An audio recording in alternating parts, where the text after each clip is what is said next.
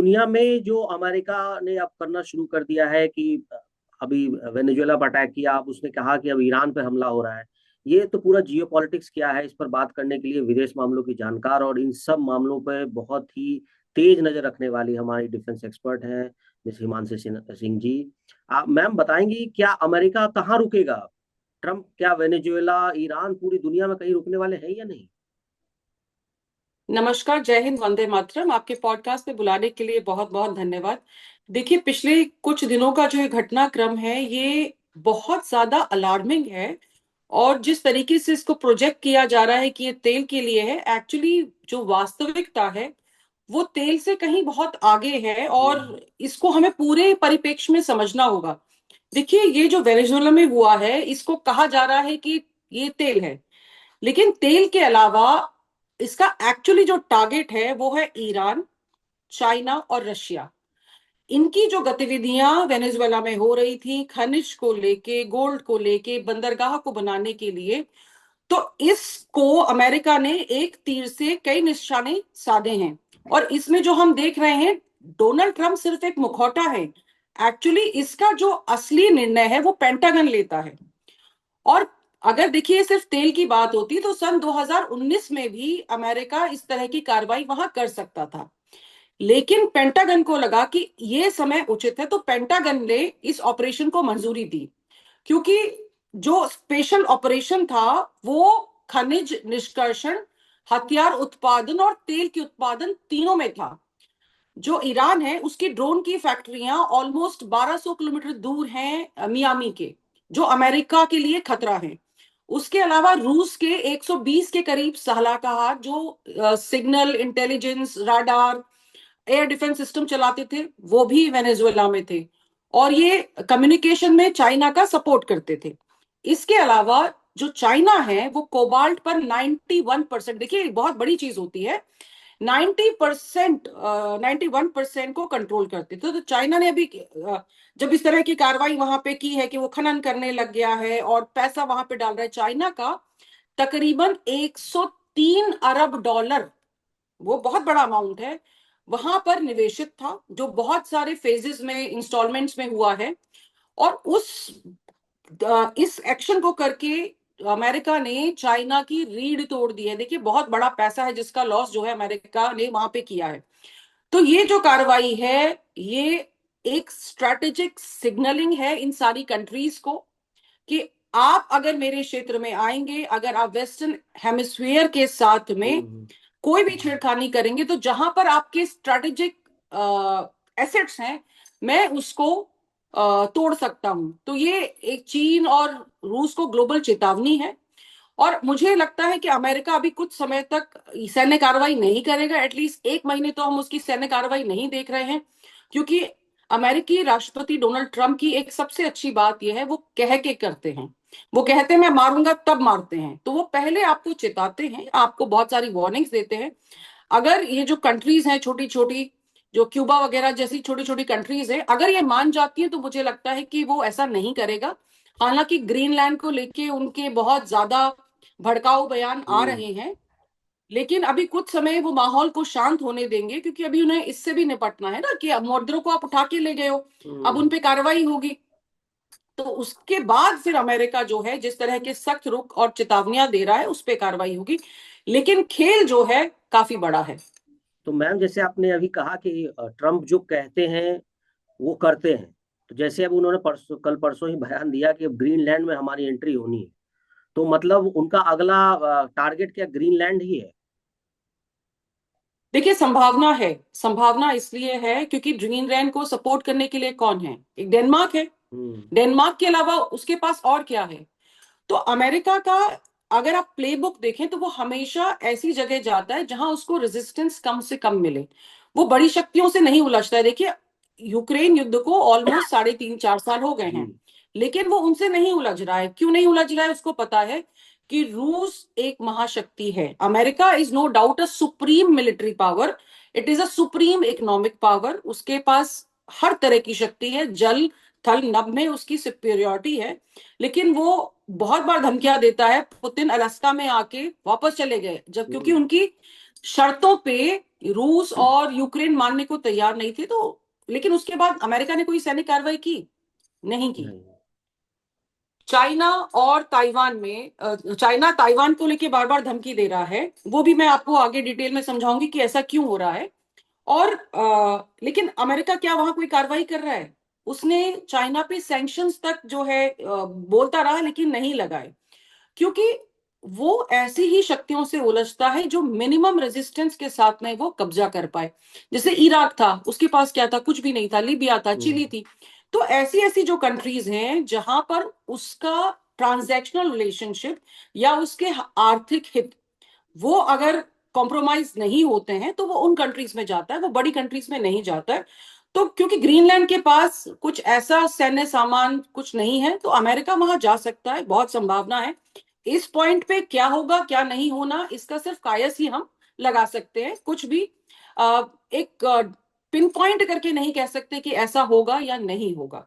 जी। तो जी मैम, तो उसी से जुड़ा अगला सवाल है कि क्या ये जो पूरा जियो पॉलिटिक्स जैसे चेंज हो रहा है, भारत का स्टैंड आप क्या देखती है? मतलब भारत के भी कुछ हित होंगे वेनेजुएला के साथ, और अमेरिका के साथ हित है ही।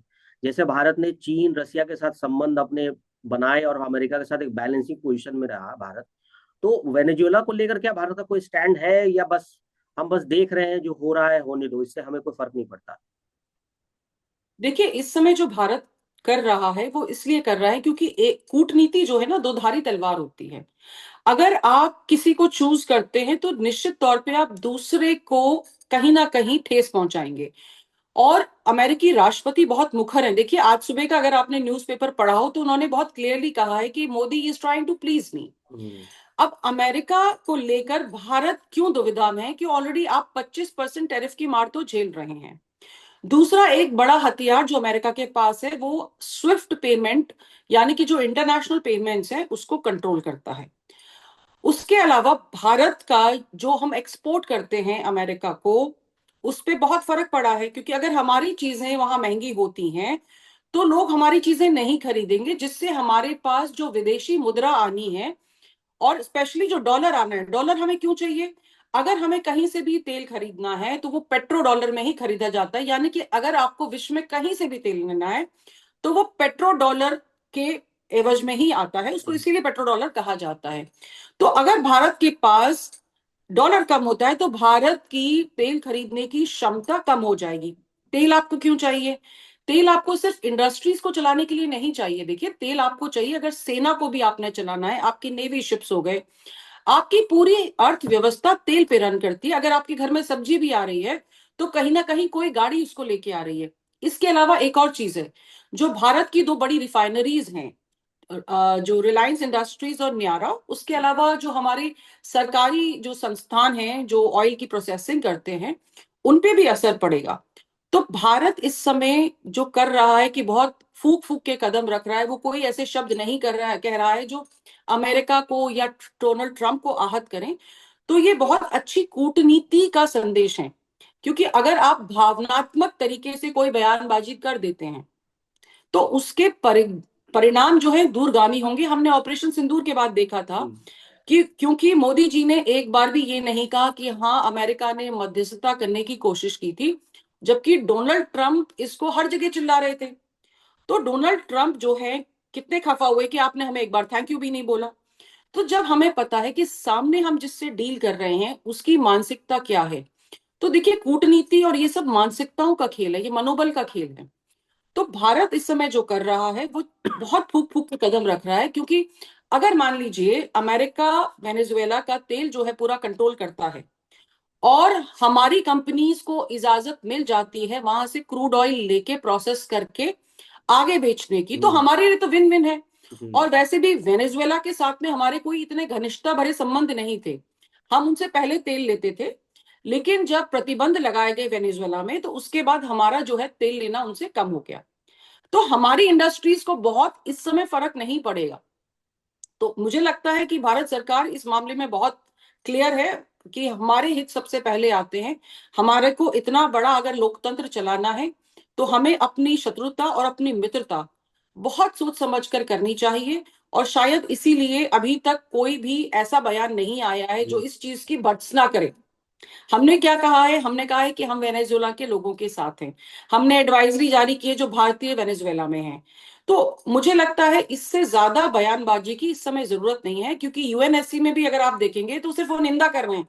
किसी ने भी ये नहीं कहा है कि हमको अमेरिका के खिलाफ कार्रवाई करनी चाहिए, बिकॉज अमेरिका के पास वीटो पावर है, मिलिट्री पावर है, इकोनॉमिक पावर है। तो भाई दबंग से कोई पंगा नहीं लेता है। मैम इसी एक चीज और है कि कई जगह रिपोर्ट्स में ये भी कहा गया कि जो वेनेजुएला का जो रूट था अमेरिका का, वो इमिग्रेंट से परेशान थे ट्रम्प, वो डंकी रूट भी था भारतीयों के लिए। तो आपको लगता है कि अगर ये वेनेजुएला पर कार्रवाई होती है तो ये डंकी रूट बंद हो जाएगा? और जो भारत से कई बार खबरें आई कि भारत से जाने वाले कई वीडियो ब्लॉगर्स हैं जिन्होंने बताया है कि इसी रूट से लोग अमेरिका चले जाते हैं, इसी डंकी रूट का इस्तेमाल करते हुए। तो इस पर क्या कोई फर्क पड़ेगा, आपको क्या लगता है? नहीं, देखिए, ये कार्रवाई जो है डंकी रूट वगैरह के लिए नहीं की गई है। ये बहुत छोटी चीजें हैं। अगर कुछ लोगों का इमिग्रेशन होता है तो उनको डिपोर्ट भी कर दिया जाता है। यस, वेनेजुएला में क्योंकि आर्थिक दबाव था, वेनेजुएला की जो सरकार की नीतियां थी ह्यूगो चावेज के आने के बाद में, वहां पे उन्होंने कम्युनलिज्म ला दिया था। जी। जब कम्युनलिज्म आ जाता है तो आप कितनी भी मेहनत करें, आपको उस मेहनत का प्रतिफल नहीं मिलता है। तो बहुत सारे लोग जो मेहनत कश हैं, जो अच्छी जिंदगी जीना चाहते हैं, वो वहां से निकल के वेनेजुएला में चले गए। और उनका भी एक रोल है। ये जो पूरी कार्रवाई हुई है ना, तो डायस्पोरा जो है उसकी एक आवाज होती है। तो डायस्पोरा की आवाज जो है वो भी ट्रंप ने सुनी है। डंकी रूट एक बहुत छोटी सी चीज है, जैसा मैंने आपको पहले एक्सप्लेन किया, और मैं आपको और भी बताती हूँ कि देखिए क्यों वहां पे ये सारी कार्रवाई हुई है। कि ट्रंप को अपनी जो सप्लाई चेन है, अपनी जो स्ट्रेटेजिक पावर है, वो बहुत बड़ा ठोस कारण है। क्योंकि ट्रम्प बिलीव करते हैं लेन देन में, उनकी जो सारी कार्रवाई है वो ट्रांजैक्शनल होती है। अब पूरा विश्व ग्रीन एनर्जी की तरफ बढ़ रहा है, लेकिन फिर भी वेनेजुएला के पास सबसे बड़ा तेल भंडार था। और अमेरिकी जो रिफाइनरीज थी वो सेटल हुई थी या बनाई गई थी वेनेजुएला से आने वाले तेल पर, क्योंकि उनका जो जी। तेल है ना वो सस्ता है। सस्ता क्यों है? कि उसमें सल्फर की मात्रा बहुत ज्यादा है। तो हमारी जो रिफाइनरीज है या विश्व में जहां पे भी रिफाइनरी है, वो पर्टिकुलर काइंड ऑफ ऑयल को प्रोसेस करने के लिए बनी होती हैं। बहुत सारी चीजें इससे बनती हैं। तो अमेरिका को ये लॉस हुआ था पहले। और कहीं ना कहीं वो लोग जिन्होंने डोनाल्ड ट्रंप के इलेक्शन को फंड किया था, उनकी भी ये मांग थी कि हमें अरबों खरबों का नुकसान हो रहा है क्योंकि वेनेजुएला ने हमें भगा दिया। उन्होंने हम्म। कहा अमेरिकी लोग यहाँ काम नहीं कर सकते हैं। एक वो बड़ा रीजन था। दूसरा था रेयर अर्थ मेटल। क्योंकि देखिए जो एक्रो मिनैरो क्षेत्र है वेनेजुएला का, वहां पे हम्म। सोना, हीरा, कोल्टन। अच्छा। जो कोल्टन आपको क्यों चाहिए? क्योंकि इलेक्ट्रॉनिक्स जो बन रहे हैं उसमें प्रयुक्त होता है। थ्योरियम चाहिए आपको। और सबसे बड़ा खरीदार कौन था इसका? चीन। तो अमेरिका चाहता था कि भाई चीन का एकाधिकार इन चीजों पर ना हो। क्योंकि अब जो विश्व है वो किस लिए लड़ रहा है? रेयर अर्थ मिनरल के जी। लिए। क्यों लड़ रहा है? आपको जो अत्याधुनिक हथियार बनाने हैं उसमें जो चिप लगनी है, उसमें आपको रेयर अर्थ मिनरल हम्म। चाहिए। अच्छा, आपके पास जो मोबाइल फोन है उसके लिए चाहिए। आप जो आजकल एडवांस गाड़ियां खरीद रहे हैं, टीवी खरीद रहे हैं, आपके जो जहाज बन रहे हैं आजकल, जो फाइटर प्लेन्स बन रहे हैं, आपका ड्रोन्स बन रहे हैं, तो हर चीज में आपको ये रेयर अर्थ मिनरल्स चाहिए। तो रेयर अर्थ मिनरल क्योंकि वहां पर अनटैप्ड थे, और इस चीज को ह्यूगो चावेज ने आज से 20 साल पहले कहा था कि मेरे पास ब्लू गोल्ड है, और यही ब्लू गोल्ड था जिसकी वो बात कर रहे थे। तो अमेरिका में देखिए रजीम चेंज बिकॉज ऑफ ये जो इलीगल माइग्रेशन है वो रीजन नहीं था। रीजन था कि वहां की अर्थव्यवस्था खराब हो गई, लोगों के पास खाने को रोटी नहीं थी, लोगों को आदत पड़ गई थी कि भैया मुफ्त में हमें रोटी दो, खाना दो, कपड़े दो। तो जब एक इस तरह की चीजें आ जाती है तो आपकी इकोनॉमी गिर जाती है। और ये अमेरिका का खेल भी है। देखिए प्ले बुक में एक चीज सबसे पहले, अमेरिका उस देश पे सैंक्शन लगाता है। उस जब सैंक्शन लगते हैं तो पैसा आना जाना कम हो जाता है, लोगों के लिए नौकरियां कम हो जाती हैं। नौकरियां कम हो जाती हैं तो जनता के पास जो उनकी आर्थिक स्थिति है वो खराब होती है। आर्थिक स्थिति खराब होती है तो वहां पर इंटरनल अनरेस्ट आता है। जब इंटरनल अनरेस्ट आता है तो अमेरिका कहता है यहाँ पे लोकतंत्र हम्म। प्रभावित हो रहा है, तो हमें हेल्प करनी चाहिए। लेकिन जो गेम है वो उससे बहुत पहले शुरू हो चुका होता है। जो हम बाद में देखते हैं वो बहुत, अभी जो ईरान में भी हम देख रहे हैं, सीआईए ने ऑलरेडी वहां पे लोगों को एक्टिवेट कर रखा है। हम्म। और ऐसी ही चीजें हमें बाकी देशों में मिलने जी। को मिली थी। तो it is a American play book जिसके हिसाब से अमेरिका खेल रहा है। तो डंकी रूट या इलीगल माइग्रेशन ये सब बहुत छोटी चीजें हैं।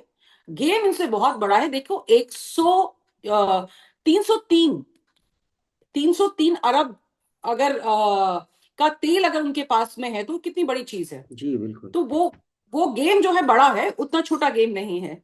जी। मैम इससे आगे थोड़ा बढ़ते हैं, थोड़ा दूर चलते हैं, चीन ताइवान के बारे में आप बताने वाली थी। ये चीन ताइवान वाली जो लड़ाई है, मतलब इसमें क्या होगा, या बस ऐसे आग सुलगती रहेगी और कुछ होगा नहीं? अमेरिका चीन को धमकाएगा, चीन अमेरिका को धमकाएगा, ये यही चलता रहेगा? नहीं नहीं, देखिए जो ताइवान का गेम है वो इसलिए बहुत बड़ा है कि देखिए, चाइना एक बिजनेस पावर है। चाइना एक दुनिया की फैक्ट्री है। इलेक्ट्रॉनिक्स, दुर्लभ खनिज, और अगर वो सप्लाई चेन में चाइना अगर अमेरिका को सप्लाई करना बंद कर देता है तो विश्व बाजार में हाहाकार मच जाएगा। जी। लेकिन अमेरिका के पास क्या है? उसके पास है वित्तीय परमाणु बम। जिसको मैं वित्तीय परमाणु बम कह रही हूँ, वो कह रही हूँ कि डॉलर का वर्चस्व और स्विफ्ट जो है। स्विफ्ट क्या होता है कि अगर आप चाहें तो आप किसी भी देश का ट्रेड जो है वो रोक सकते हैं, उसको पेमेंट्स नहीं मिलेंगी। और चाइना का जो पूरा इकोनॉमी है वो थ्राइव किस पे करता है? निर्यात पे। हम्म। तो उसकी जो निर्यात आधारित अर्थव्यवस्था है वो रातों रात ढह जाएगी। तो इसको हम कहते हैं जियो पॉलिटिक्स में मैड। मैड होता है कि म्यूचुअली अश्योर्ड डिस्ट्रक्शन, आप मेरा नुकसान करेंगे और मैं आपका नुकसान करूंगा। अब जो हम बात कर रहे हैं ताइवान की, तो ताइवान में क्या है देखिए, जो चाइना है ना, ताइवान में एक स्प्रिंट करके युद्ध जीत सकता है, लेकिन अमेरिका के पास मैराथन की पावर है। देखिए, जो अ, ताइवान है वो एक सिलिकॉन शील्ड का हिस्सा है। सिलिकॉन शील्ड क्या होती है कि वहां पर जो चिप फैक्ट्रीज हैं, जो एनवीडिया है, गूगल है, ये सब जो है, वहां की जो चिप बनाने की फैक्ट्री सबसे ज्यादा ताइवान में है। जो अगर TSML वो है। फैक्ट जी, जी। अगर उन फैक्ट्रीज को नुकसान होता है तो चाइना का जो कंट्रोल है अर्थव्यवस्था पे वो पीछे चला जाएगा। जी। और अमेरिका क्यों बचाना चाहता है ताइवान को कि अगर ताइवान चीन के कब्जे में चला गया तो अमेरिका की जितनी टेक इंडस्ट्री है, एप्पल, गूगल, और हम्म। जितना मिलिट्री हार्डवेयर है जिसके दम पे अमेरिका इतना खुदक रहा है, वो सब कंट्रोल चाइना के हाथ में आ जाएगा। चाइना उसको कभी भी ब्लॉक कर सकता है, तो अमेरिका उसको कभी होने नहीं देगा। तो ये चीज है, ये यथावत स्थिति बनी रहेगी क्योंकि दोनों के हित यहां पर बराबर हैं। आप एयरक्राफ्ट ला सकते हैं, आप नौसेना ला सकते हैं, आप घेराबंदी कर सकते हैं, लेकिन अगर ताइवान खत्म होता है तो इन दोनों देशों की हम्म। अर्थव्यवस्था पर बहुत ज्यादा बुरा प्रभाव पड़ेगा। तो इसीलिए जो है ये सिलिकॉन शील्ड बनी हुई है उसके चारों तरफ, और इसीलिए ताइवान को इतना डरने की जरूरत नहीं है जितना इन दोनों को। ये तो मतलब बंदरबांट की ताइवान को एक कहानी है। कड़ी मान सकते हैं जिससे अमेरिका और चीन जुड़े हैं, काट भी नहीं सकते, और वो जुड़े भी रहना है, ये मजबूरी है उनकी। हाँ जी, बहुत बढ़िया बिल्कुल मैम। बिल्कुल। मैम एक आखिरी सवाल आपसे लूंगा। जैसे फर्स्ट वर्ल्ड वॉर हुई, सेकेंड वर्ल्ड वॉर हुई, हर बार बात होती है कि दुनिया में कई मोर्चे खुल गए हैं युद्ध के। उधर रूस यूक्रेन है, ईरान है, इसराइल है। क्या लगता है आपको, नेक्स्ट वर्ल्ड वॉर के लिए क्या ये रेयर अर्थ मटेरियल ही जिम्मेदार होने वाला है क्या, या अमेरिका ट्रिगर करेगा इस वर्ल्ड वॉर? नहीं, मैं वर्ल्ड वॉर तो नहीं देख रही हूँ सचिन, लेकिन मैं ये एक चीज देख रही हूँ कि जिस हिसाब से अमेरिका बढ़ रहा है, अमेरिका ने देखिए ये जो मूव किया है, ये स्ट्रैटेजिकली, जिसको हम रणनीति कहते हैं, उससे मिलिट्री की तरफ से, अर्थव्यवस्था की तरफ से एक मास्टर स्ट्रोक है। मास्टर स्ट्रोक क्यों है? आपने 30 मिनट के ऑपरेशन में, जिसकी आप तैयारी पिछले कई महीनों से हम्म। कर रहे थे, ब्लॉकेड्स देखिए सितंबर में लगा दी गई थी और आप बार बार बता भी रहे थे। तो वो 30 मिनट के ऑपरेशन में आप किसी देश के शीर्ष नेतृत्व को उठा के ले जाते हैं सपत्नी, और उनको आप उस जेल में बंद करते हैं जिसको हेल ऑफ अमेरिका कहा जाता है। और ऐसा आप क्यों करते हैं? क्योंकि आप दुनिया को एक सिग्नल देना चाह रहे हैं कि भाई, या तो आप मेरे साथ हैं, इट्स माय वे और हाईवे, माइट इज राइट, मैं पावरफुल हूं, मैं डिसाइड करूंगा। क्योंकि देखिए, जिसकी पास सत्ता होती है ना, वो कानून लिखता है, वो कानून फॉलो नहीं करता है। रूल्स आर फॉर हम्म। फूल्स। तो अमेरिका ने ये चीज बहुत क्लियरली दिखा दी है। ये गलत नजीर जो है वो पेश हुई है, लेकिन अभी अमेरिका ने इस चीज की जो पुष्टि है अपनी कांग्रेस में भी नहीं की थी, है ना, जी। उनको भी बाद में पता चला है। यूएनएससी के दबाव में अमेरिका आता नहीं है क्योंकि उसके पास वीटो पावर है। हम्म। लेकिन अब जो है गुटबंदी बहुत क्लियर है। कैसे गुटबंदी? के ब्लॉक ए में आ गया आपका अमेरिका, नाटो, जापान, दक्षिण कोरिया और ऑस्ट्रेलिया। ब्लॉक बी में कौन आ गया? रूस, चाइना, चाइना। उत्तर कोरिया, ईरान। तो ये अब हम जैसे जो देश हैं, भारत जैसे दो देश हैं, इनके लिए अब एक टाइट रोप पे चलना हो रहा है कि भाई किधर जाएं, क्योंकि हमको अमेरिका भी चाहिए, क्योंकि जैसा मैंने आपको बताया कि इकोनॉमिक पावर और बाकी चीजें उसके पास में है। हमको रशिया भी चाहिए क्योंकि यूरेशिया और हमारे लिए वो हमेशा से खड़ा रहा है। हमें चाइना को भी कंटेन करना है। देखिए, अगर चाइना सुपर पावर बनता है तो उसको कौन रोक सकता है? Only America. क्योंकि हमारे लिए सशक्त चीन भी बहुत ज्यादा परेशानी का सबब बन सकता है। और बहुत अच्छा हुआ उसका जो 103 अरब डॉलर पैसा लगा हुआ था डूबा, कहीं तो उसको इकोनॉमिक चोट पहुंची है। भारत के लिए तो बहुत अच्छा हुआ ये। तो जब विश्व ऐसे खेमों में बटेगा तो हमें पता है कि ऑलरेडी शीत युद्ध की शुरुआत हो चुकी है। ये ऑलरेडी शुरुआत हो चुकी है, अब ऐसा नहीं कि शुरुआत होगी, ये ऑलरेडी बढ़ चुका है। और ये पिछले शीत युद्ध से ज्यादा जटिल है। क्योंकि पहले क्यों हो रहा था कि पहले अवधारणाओं का युद्ध था, लेकिन अब युद्ध किसका है? सप्लाई चेन का, इकोनॉमी का, मिलिट्री का। तो अमेरिका इस चीज को सुनिश्चित करता है कि भाई ये जो हमारा संभावित थिएटर है ना, वेनेजुएला, गाजा वगैरह के बाद में, ये मेरी सुप्रीमसी के बिना आप लोग यहां सोच नहीं सकते हो। तो ये अमेरिकन सुप्रीमेसी को बताने का एक बड़ा तरीका है। और अब चीजें इसके बाद पूरे विश्व के लिए जटिल होंगी, क्योंकि अब जंगल राज आ गया है जी। अब जो है सारी जो व्यवस्था थी, जो कानून था कि आप किसी पे हमला नहीं कर सकते, आप किसी के राष्ट्रपति को उठा के नहीं ले जा सकते, वो चीजें तो खत्म हो गई हैं। अमेरिका ने इससे पहले भी किया था, हॉन्डुरस के राष्ट्रपति को उठा लाए थे, और भी कई बार उन्होंने ऐसा किया है। लेकिन इन रिसेंट टाइम्स ये बहुत बड़ी घटना है। इसीलिए आपने देखा कि जो विश्व है दो खेमों में बट गया है। हर किसी का अपना नरेटिव है, कोई सपोर्ट कर रहा है, कोई सपोर्ट नहीं कर रहा है। लेकिन खुले तौर पे सिवाय रशिया और चाइना के किसी ने इसकी भर्त्सना नहीं की है। और उन्होंने भी सिर्फ वाक युद्ध लड़ा है, लेकिन मिलिट्रीली स्ट्रेटेजिकली किसी ने भी वेनेजुएला के लिए कुछ किया नहीं है। तो हमें ये देखने वाली बात है कि आपको खुद को संभालना है। आपका कोई मित्र नहीं है, कोई आपको बचाने नहीं आएगा। तो भारत के लिए सबसे बड़ा लेसन ये है कि आप अपनी सप्लाई चेन दुरुस्त कीजिए, आप डाइवर्सिफिकेशन कीजिए जहां से भी आप सामान लेते हैं। आपको मिलिट्री जो भी तीनों आपकी फौजें हैं उनको, डिफेंस फोर्सेस को बहुत स्ट्रांग करना है। न्यूक्लियर पावर अब सिर्फ थ्रेट नहीं है, वो कोई लग्जरी नहीं है, अब वो जरूरत है। तो आपको उस दिशा में भी सोचना होगा। तो आत्मनिर्भर भारत और मेक इन इंडिया सिर्फ ये ना बड़े बड़े शब्द नहीं है। अब आपको बहुत तेजी के साथ में इन चीजों पे काम करना होगा। तो मुझे लगता है ये एक लेसन है जो पूरे विश्व को सीखना चाहिए, और स्पेशली भारत को। क्योंकि हमारे यहाँ पे भी जो 0.5 लोग हैं ना, देखिए वेनेजुएला में क्यों हुआ कि उनके अंदर के लोग मिल गए थे, और हमारे पास तो ऐसे लोग भर भर के हैं। तो हमको अगर अपने लोकतंत्र को बचाना है, इकोनॉमी को स्ट्रांग रखना है, मिलिट्री पावर बनना है, तो हमारे लिए ये लेसन है, हमें अपना अंदर और बाहर बहुत ही तरीके से गार्ड करना होगा। जी जी मैम, बहुत बहुत धन्यवाद मैम, आपने इतनी सारी इंसाइट दी और वर्ल्ड पॉलिटिक्स पे आपने इतनी बातें की। आपसे आगे भी बात जारी रखेंगे हम। अभी के लिए ma'am thank you so much. Thank you मुझे बुलाने के लिए।